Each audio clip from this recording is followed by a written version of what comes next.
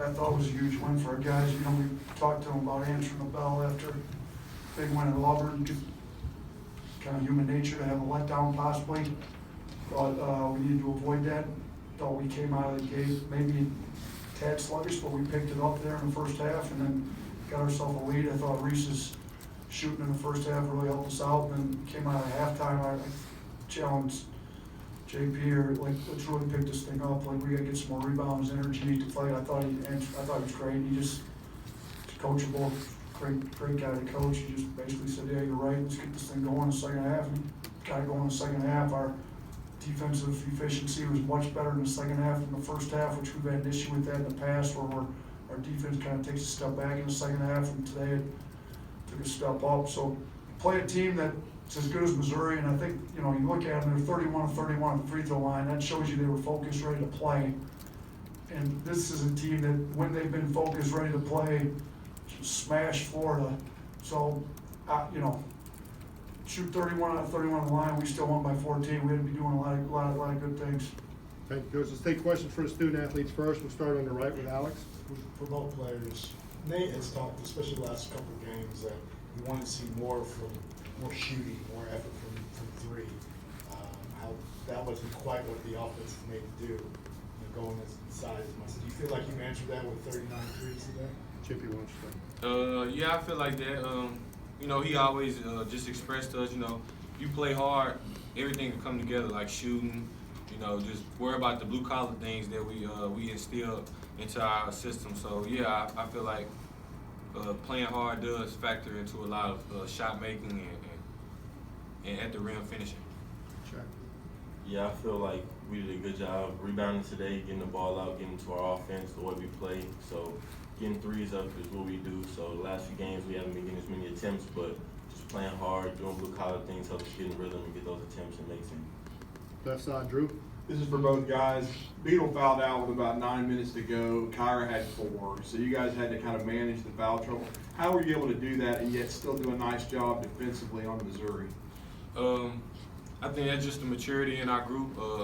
With Kyra, you know, growing up and maturing into a better player, knowing that he has to play hard still, but also play smart. So I feel like he did a great job, and we also did a good job with helping him, you know, helping him on the drive so he won't get cheap fouls or, you know, switching out on screens that we know he was late on, so he won't have to late contest and get a foul. So I feel like that's just the maturity level of our team.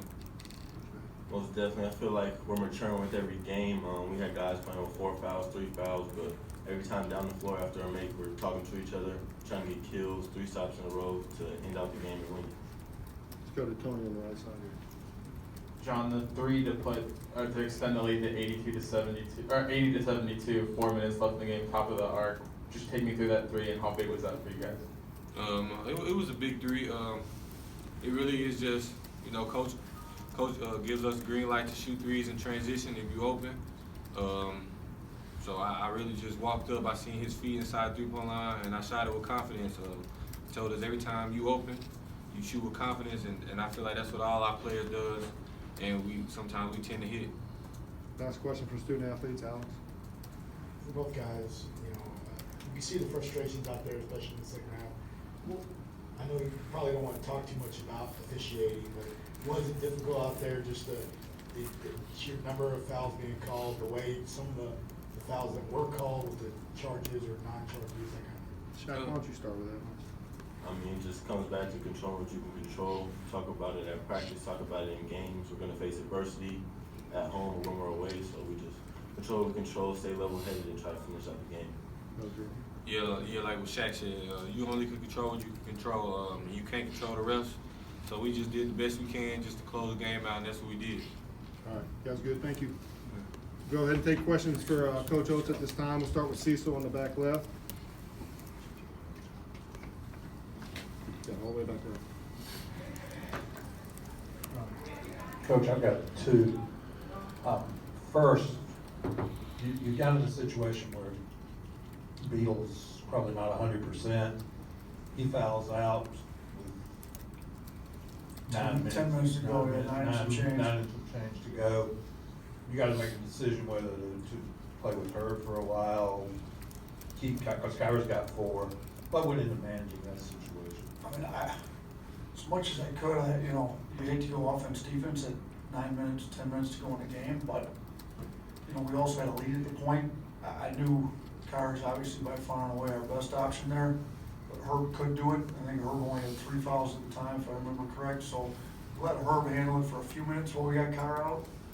And when, I think they either cut the lead or Herb, might have been when Herb picked up his foul, I can't remember. I think we got Carr back in with maybe 6 minutes to go or whatever it was. We went a few minutes there without him, and then, Carr's not one that typically picks up a lot of fouls, so he's, I was hoping he could finish the game the last 6, 7 minutes, whatever I put him in with. I can't remember, to be honest with you, without picking that 5th one up. And he was smart, stayed down.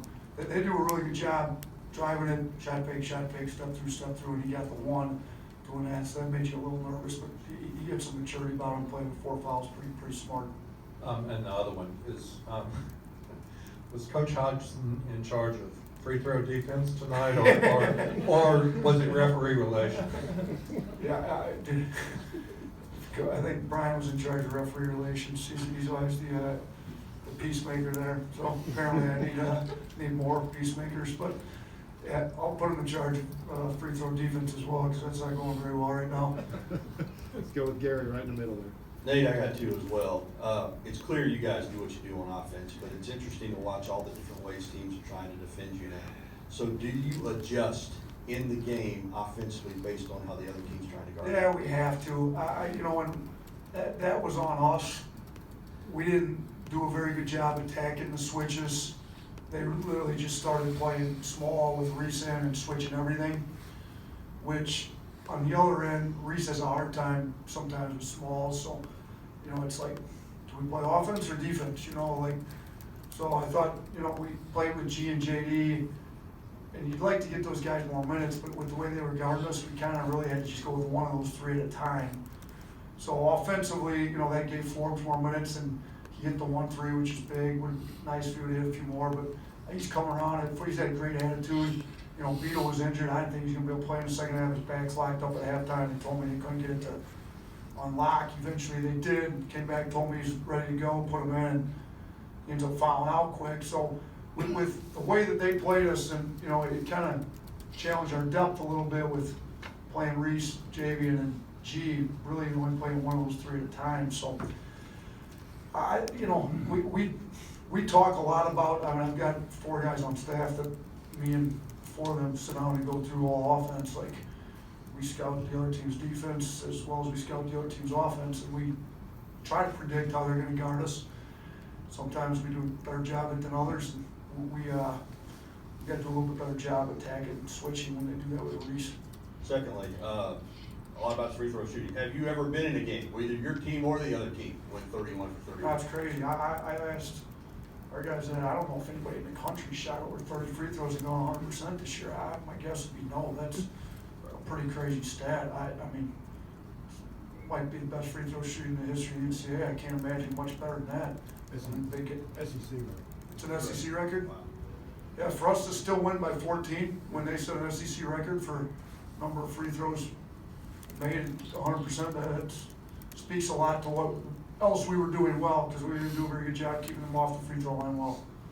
Tony on the right. Kind of spoke about this after the Kentucky game, but you didn't necessarily shoot the ball well from 3, even though you did shoot 39 3-pointers. Is it positive to know that you can win games like this now by double-digit points even without shooting lights out from 3? Yeah, it is. I mean, 13 and 39 is not great. It's not bad. I mean, you're making a third of them. You're making 30 of your threes, and you're at 1.0 points of possession. You get a few more rebounds. It's a lot easier to rebound threes than it is some 2s that are long rebounds. You chase them down. You add the rebounds in. You're probably a lot closer to 1.1. Our defense was a .99 today, so you win the game doing that. So it also spreads them out a lot more. It opens up more driving lanes. So it all depends. Now, again, they were switching. Switching takes away threes a lot, but it also puts your big on Kyra. So, you look, Kyra ends up with 7 assists, so they want to switch their 5-man onto Kyra. Kyra's going to get in the lane, then you get spray out threes. So their switching took away the threes for Reese, but they didn't take away the threes on the kickouts after Kyra gets in the lane and is able to kick the ball, and we get into our drive and kick game. So it works in some ways and it doesn't in others, and, I thought it's a different way. It worked pretty well for them for a long time though, so I give them credit on their plan coming into the game. Let's go to Alex. Coach, you've gone through questions again. Is there a limit? There's no question. Well, I need to make one. I'm just kidding. I did want to, kind of like I asked the players, you pointed out yesterday that you want to see more shots attempted and more shots taken.